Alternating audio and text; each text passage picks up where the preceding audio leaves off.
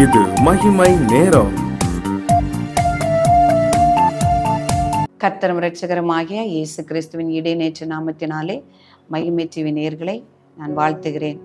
பிரியமானவர்களே, இந்த நாட்களில் வேதத்தில் இருந்து எதற்காக நான் ஜெபிக்க வேண்டும் என்பதை குறித்து தியானிக்க கர்த்தர் கொடுத்த கிருபைகளுக்காக கர்த்தர் நன்றி செலுத்துகிறோம். அநேக ஜெபத்தை குறித்து நாம் தியானித்திருப்போம். எப்படி ஜெபிக்க வேண்டும், சோர்ந்து போகாமல் ஜெபிக்க வேண்டும், விழித்திருந்து ஜெபிக்க வேண்டும், அதிகாலையில் ஜெபிக்க வேண்டும், இடைவிடாமல் ஜெபிக்க வேண்டும் என்று அநேக காரியங்களை குறித்து நாம் தியானித்திருப்போம். ஆனால் இந்த நாட்களில் இயேசு கிறிஸ்து எதற்காக ஜெபியுங்கள் என்று தன்னுடைய சீஷர்களுக்கு சொன்னார் என்பதை வேதத்தில் இருந்து எடுத்து தியானித்தோம். எதற்காக சொன்னார்? நீங்க சோதனைக்குட்படாமல் விழித்திருந்து ஜெபியுங்கள்.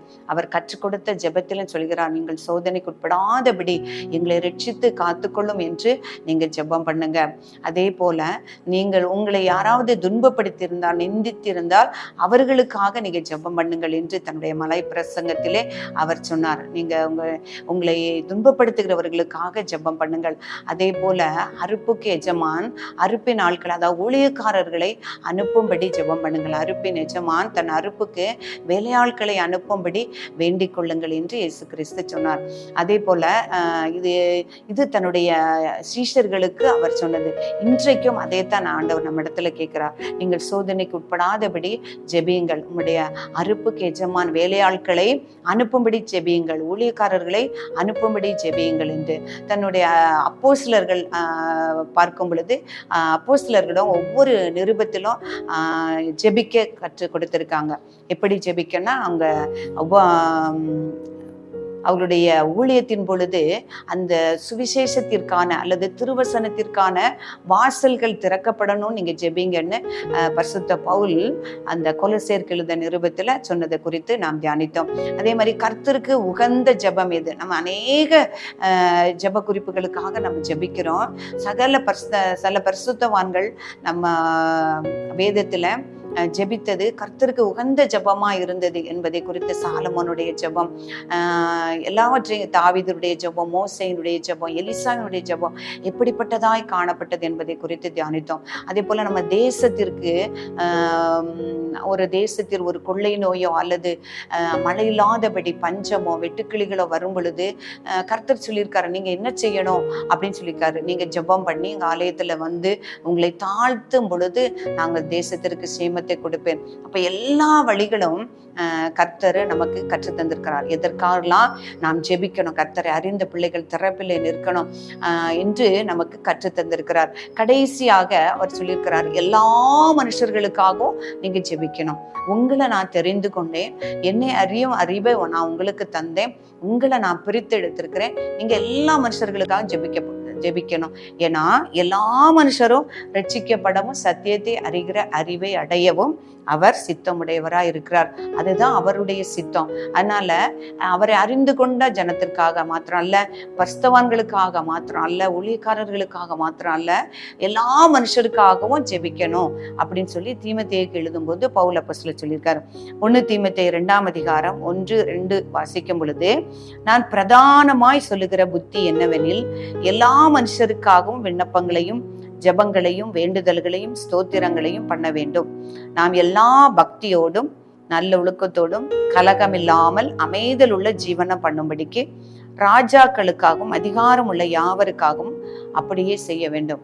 பிரியமானவர்களே, நாம் ஜெபிக்கிறோம். நம்ம கர்த்தரை அறிந்த பிள்ளைகள் நாம் ஜெபிக்கிறோம். ஆலயத்திலே ஜெபிக்கிறோம், தனி ஜெபம் ஜெபிக்கிறோம், இணைந்து ஜெபிக்கிறோம், ஐக்கியமாக நான் ஜெபிக்கிறோம். நமக்காக, நம்முடைய பிள்ளைகளுக்காக, குடும்பத்திற்காக நாம் ஜெபிக்கிறோம். ஒரு பவுல் அப்போஸ்தலர் சொல்றாரு, எல்லாருக்காகவும் நீங்க ஜெபிங்க. நீங்க அமைதலா ஜீவனம் பண்ணணும்னா உங்களை ஆளுகிறவர்கள் கர்த்தரை அறியணும், அவரால் ரட்சிக்கப்படணும் என்று நீங்க ஒவ்வொரு அதிகாரிகளுக்காகவும் நீங்க ஜெபிங்க சொல்லிக்காரு. என்னுடைய தேசத்தை ஆளுகிறவர்களுக்காக. ஏன் அப்படின்னா, எந்த மனுஷனும் மேலான அதிகாரம் உள்ளவங்களுக்கு கீழ்ப்படிய கடவன். ரோமருக்கு எழுதின நிருபத்துல சொல்லியிருக்கிறார். ஏன்னா எந்த ஒரு அதிகாரமும் தேவனாலே அன்றி ஒரு கொடுக்கப்படவில்லை என்று. நம்முடைய பிரதமரோ அல்லது முதல் மந்திரியோ அவர் அந்த அதிகாரத்தில் இருப்பது தேவனால் கொடுக்கப்பட்டது என்பதை நாம் அறிந்து கொள்ள வேண்டும். இந்த பதவி, இந்த அதிகாரமோ தேவனால் கொடுக்கப்பட்டது. அதை அவர்கள் சரியாக, செம்மையாக, உண்மையாக, உத்தமமாக செய்ய கர்த்தர் கிருபை கொடுக்க வேண்டும். அவரை ஆளுகை செய்ய வேண்டும் என்பதை நான் ஜெபிக்க வேண்டும் அப்படின்னு சொல்லி நமக்கு பவுல் அப்போஸ்தலர் வலியுறுத்திருக்கிறார். தேவனாலே அன்றி ஒரு அதிகாரமும் இல்லை, உண்டாயிருக்கிற அதிகாரங்கள் தேவனாலே நியமிக்கப்பட்டிருக்கிறது என்று சொல்லுகிறார். அப்போ அப்படி நான் ஜெபிக்கும் பொழுது ஆண்டவர் நம்முடைய தேசத்தின் ஜனங்களை ரட்சிக்க அவர் உண்மை உள்ளவராக இருக்கிறார். அந்த இஸ்ரவேல் ஜனங்களை பார்க்கும் பொழுது சொல்லுகிறார்களா, இஸ்ரவேல் ஜனங்களை ஆசீர்வதிப்பதே எனக்கு பிரியம் என்று சொல்லியிருக்கிறார். அதே போல நம்முடைய இந்தியா தேசத்தை ஆசீர்வதிப்பதே தேவனுக்கு பிரியம். எல்லாரும் ரட்சிக்கப்பட வேண்டும் என்பதே அவருடைய சித்தமா இருக்கிறது. அந்த சித்தத்திற்கு நாம் கீழ்ப்படிந்து ஒவ்வொருடைய ரட்சிப்புக்காகவும் நம்முடைய தேசம் சமாதானமாய் வாழ வேண்டும், நம்ம கலகம் இல்லாமல் அமைதல் உள்ள ஜீவியம் பண்ண வேண்டும் என்று சொல்லி நாம் ஒவ்வொருவருக்காகவும், நம்முடைய அதிகாரத்தில் உள்ளவர்களுக்காகவும், அரசியல் உள்ளவர்களுக்காகவும், தலைவர்களுக்காகவும், எல்லா ஜனங்களுக்காகவும் நாம் வாசத்தோடு நாம் ஜெபிக்க வேண்டும் என்று அந்த வேதத்திலே நமக்கு சொல்லப்பட்டிருக்கிறது. பிரியமானவர்களே, இந்த பழைய ஏற்பாட்டு காலத்தில் நான் பார்க்கும் பொழுது அந்த கோரேஸ் ராஜாவினுடைய நாட்களில் அந்த எருசலேம் தேவாலயத்தை திரும்பவும் கட்டும்படியாக அந்த எஸ்ரா, நெகேமியா அவர்கள் வந்தார்கள் என்று நான் பார்க்கிறோம். அவர்களுக்கு தேவனுடைய கிருபையினால் அந்த அப்போது இருந்த தரியு ராஜா அந்த நேபுகாத் நேச்சார் எருசலேம் தேவாலயத்திலிருந்து கொண்டு சென்ற எல்லா பொக்கிஷங்களையும் அந்த பனிமுட்டுகளையும் கொடுத்து, நீங்க எருசலேமுக்கு கொண்டு போங்க, மீண்டுமாக உங்களுடைய தேவனுடைய ஆலயத்தை கட்டுங்கள் என்று சொல்லி அவர் சொல்லியிருக்கிறார். எங்களுடைய ஆயுசுக்காக நீங்க ஜெபித்து கொள்ளுங்கள் என்று சொல்லியிருக்கிறார் எஸ்ராவிடம் அந்த சொல்லுவதாக நான் பார்க்கிறோம். பிரியமானவர்களே, நம்முடைய பட்டணத்தை ஆளுகிறவர்கள் ஆசீர்வதிக்கப்பட்டால்தான் நாம் ஆசீர்வாதமாக வாழ முடியும் என்று நம்மை ஆளுகிறவர்கள், நம்முடைய மாவட்டத்தை ஆளுகிறவர்கள், நம்முடைய மாநிலத்தை ஆளுகிறவர்கள், நம்முடைய தேசத்தை ஆளுகிறவர்கள், அதிகாரத்தில் உள்ளவர்கள் யாவருக்காகவும் ஜெபிக்க வேண்டும் என்பது தேவனுடைய சித்தமா இருக்கிறது.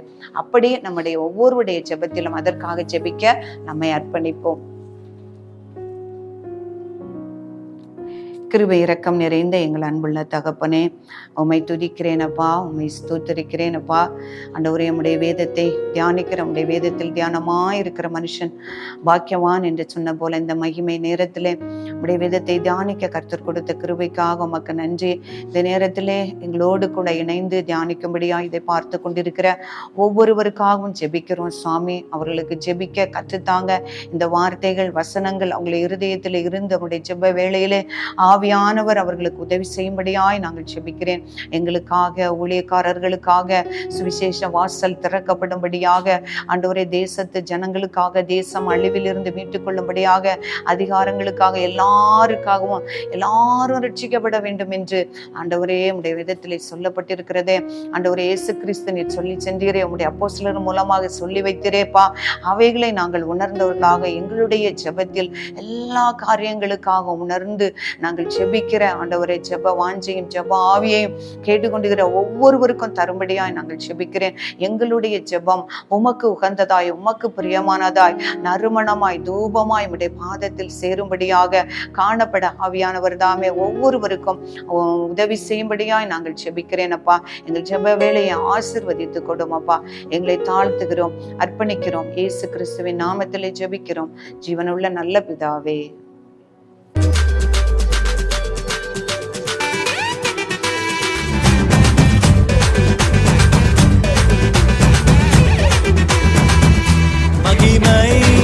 மகிமை